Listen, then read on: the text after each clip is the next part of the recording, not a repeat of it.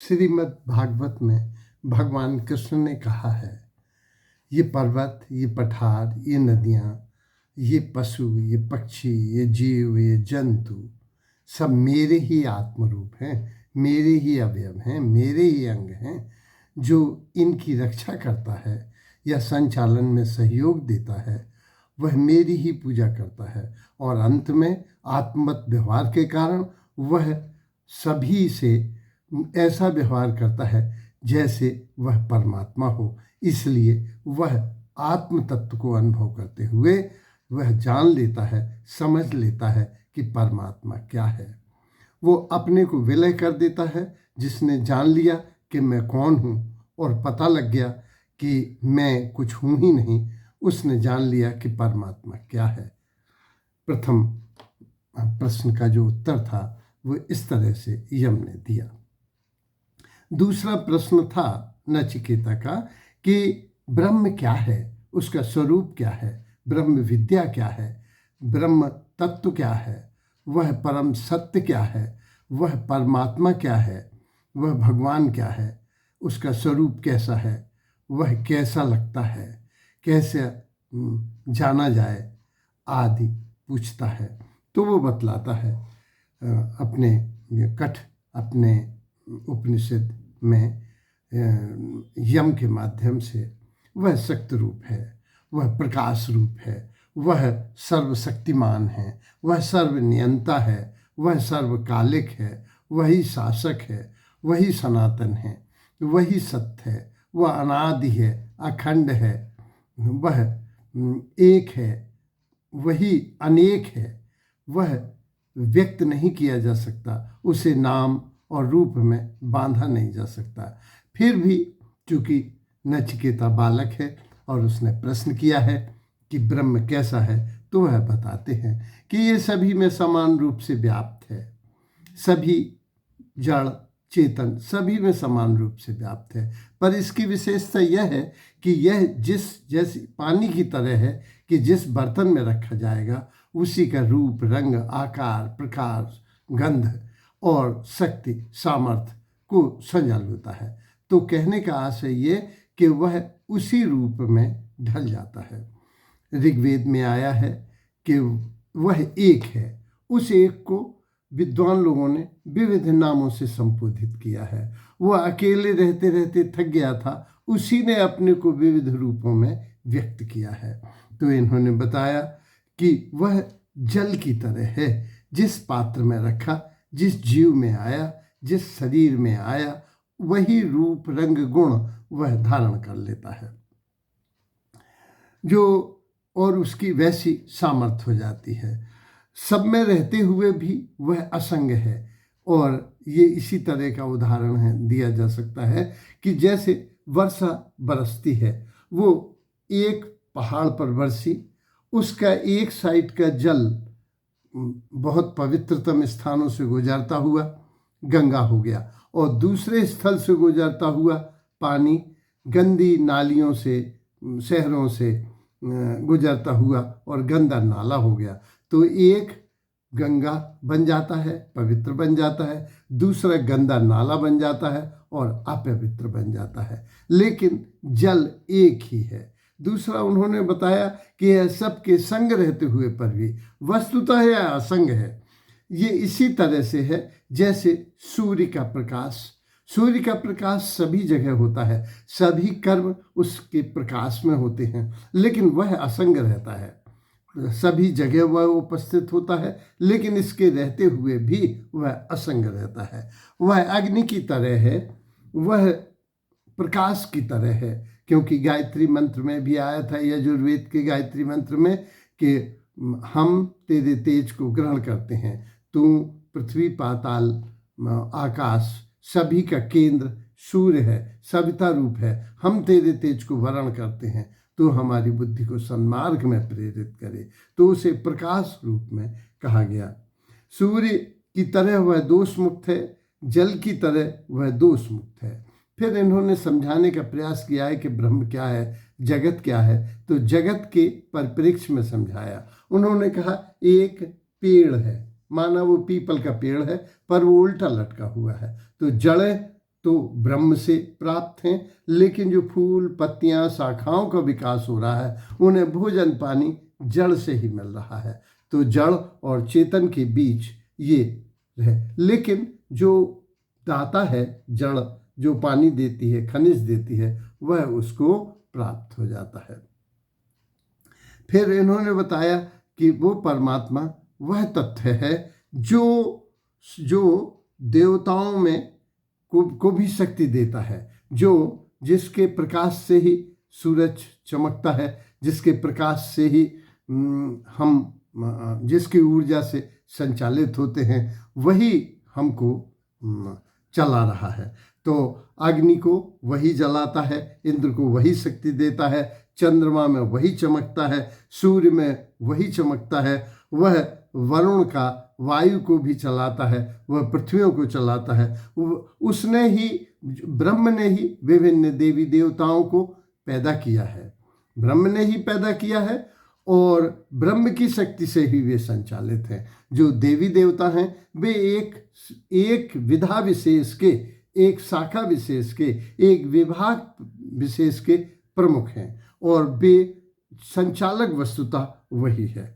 फिर इन्होंने इसको इस तरह से समझाया है कि मृत्यु के बाद कैसे आत्मा परमात्मा में मिलती है। मृत्यु होने पर 3 घटनाएं होती हैं। भौतिक शरीर यहीं रह जाता है, चित्त जल पावक यहीं से बना था, यहीं विसर्जित हो जाता है। लेकिन जो जीव होता है वो अपनी स्मृतियों को धारण करते हुए, संस्कारों और साथियों को लेते हुए, वह अपने संबंधों से आबद्ध स्मृति से अलंकृत होने के कारण वह जीव या तो प्रेत योनि में जाता है काल होने पर, अथवा वह पुनर्जन्म की ओर आता है। तो वो जीव अगली यात्रा करता है, श्रेष्ठतम जीव सीधे मोक्ष को प्राप्त होता है। तो भौतिक शरीर, जीव, आत्मा से ही ये शरीर संचालित है, लेकिन आत्मा ईश्वर का एक अंश है जिससे यह शरीर संचालित होता है। परमात्मा एक परम शक्ति है।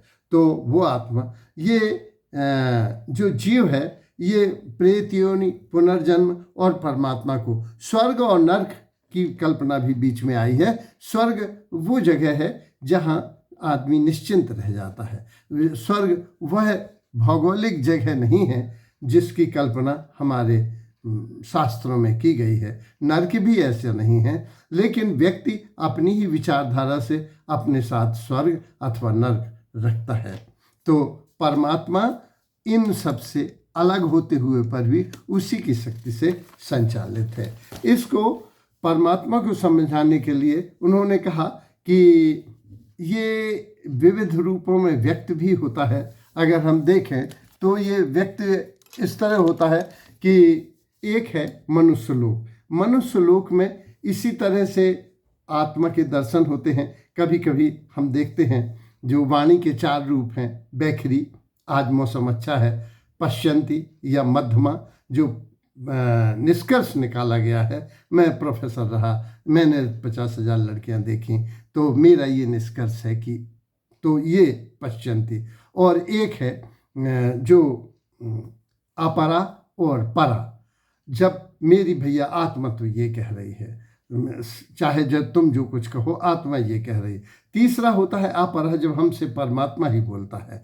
तो इसमें झलक मिलती है, लेकिन बहुत थोड़ी। कभी कभी ऐसा प्राप्त होता है। मुंशी प्रेमचंद ने एक कहानी लिखी है कि एक रईस आदमी के यहाँ एक मुनीम जी थे। पंडित सेठ जी की डेथ हो गई। उनकी पत्नी बहुत कम पढ़ी लिखी थी, तो मुनीम जी को लगता है ये क्या जाने, और वो नदी में ले जाते हैं, सर में बांध के अपने बही खाते और नदी में डुबोते हैं, लेकिन वो डूबता नहीं है। तब तक बिजली चमकती है, पानी बरस रहा है, तो उसको भी लगता है कि मैं ये क्या कर रहा हूँ। लेकिन उसको लगता है कि वो क्या जाने, वो सेठानी गरीब परिवार की, इसके भोग विलास के हमारे बच्चा हमारा ही होगा, और फिर उसको वो डुबो देता है। तो इसी तरह से आत्मा का, परमात्मा का क्षण जैसे बिजली चमकती है, ऐसे सत्य का भान तो होता है। ये मनुष्य लोक में ऐसा मिलता है। लेकिन ये मनुष्य लोक में मन से प्रभावित होने के कारण दर्पण पर धूल जम जाती है और वह साफ साफ नहीं देख पाता, न ये समझ पाता है कि मैं क्या कर रहा हूँ। आत्मा परमात्मा की झलक मिलने पर भी वह उसको इग्नोर या उपेक्षा कर देता है। दूसरा इन कल्पना की है कठिन ऋषि ने कि पितृलोक है। पितृलोक माने जहाँ पुनर्जन्म होता है, क्योंकि जहाँ स्वप्न की भांति परमात्मा दिखाई तो देता है लेकिन बड़े विशृंखल रूप में, बड़े बिखरे हुए रूप में। क्योंकि जब आदमी मरता है, जीव सामान्य, तो वह स्मृतियों को, परिचितों को, परिवार वालों को, साथियों को, संस्कारों को सहज भुला नहीं पाता। तो इस वजह से उसका निश्चित ही पुनर्जन्म होता है। ये चीज़ें आबद्ध रहने पर वह जीव पुनर्जन्म को प्राप्त होता है, और मुक्त होने पर वह जीव समझ जाता है कि देह क्या है, जीव क्या है, आत्मा क्या है और परमात्मा क्या है।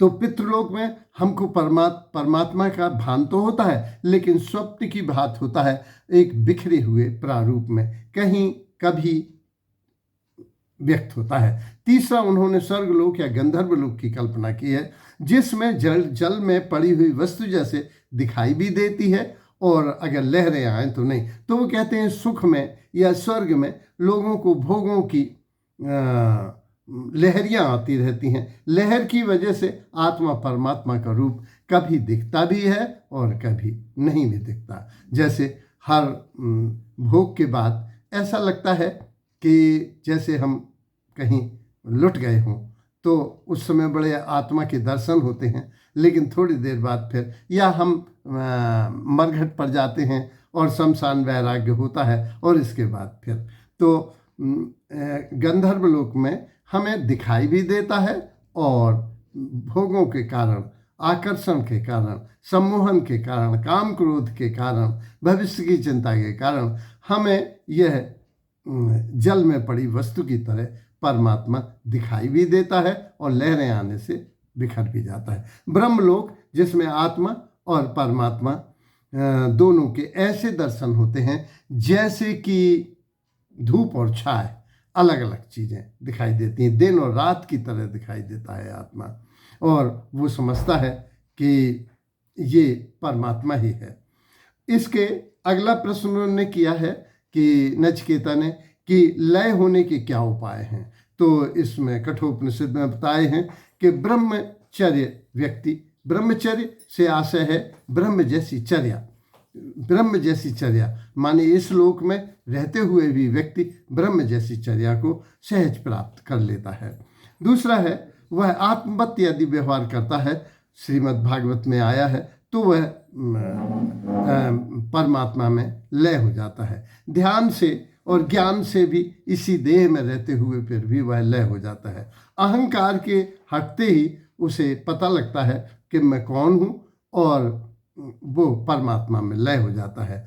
तो कठोपनिषद में ध्यान की 2 बार व्याख्या आई है, जिसमें अष्टांग योग द्वारा यम, नियम, आसन, प्राणायाम, प्रत्याहार, ध्यान, धारणा, समाधि आदि की चर्चा आई है। इसमें व्यक्ति अगर देह शुद्धि करे, स्थान शुद्धि करे, विचार शुद्धि करे, भाव शुद्धि करे और विचार शून्य होकर वह ध्यान करे, तो भी वह इस लोक में रहता हुआ भी परमात्मा को प्राप्त कर सकता है। इस शरीर में रहते हुए भी जो हमें परम शांति प्राप्त होती है ज्ञान के द्वारा, ध्यान के द्वारा, ब्रह्मचर्य के द्वारा, आत्मत व्यवहार के द्वारा, उसका अनुभव ही ईश्वर है। धन्यवाद।